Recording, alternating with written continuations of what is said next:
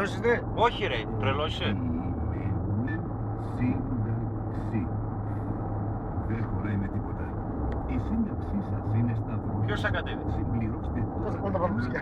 Ο Βλάβος θα κατέβει, ρε. Ας το βράδυ. Θα κατέβεις. Δεν κατεβαίνεις.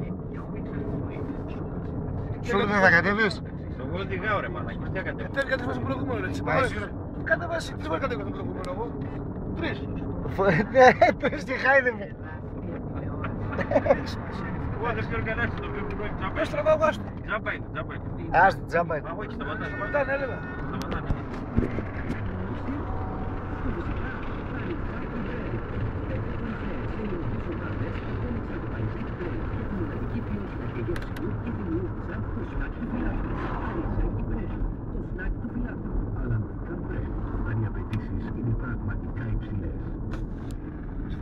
Δεν θα κατέβεις, ρε.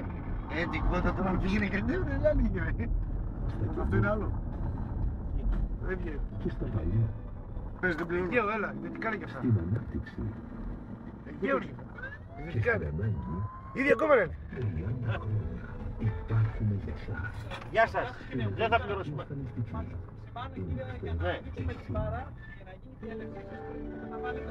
Όχι, θα την ανοίξουμε μόνοι μας. Όχι, εντάξει, μην παίρνεις. Οκ, γεια σας. Έγινε. Γιώργο. Κατέβα, ρε.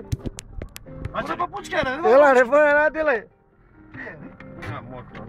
Πάω, εγώ περίμενα. Άντε ρε μαλάκα. Τι είπε, τι να κάνουμε. Άνοιξε, σμπρώξε και όπως είναι.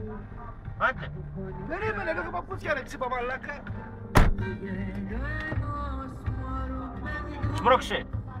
Σμπρώξε, σμπρώξε. Μπράβο Γιώργο. Πάω τώρα, ρε.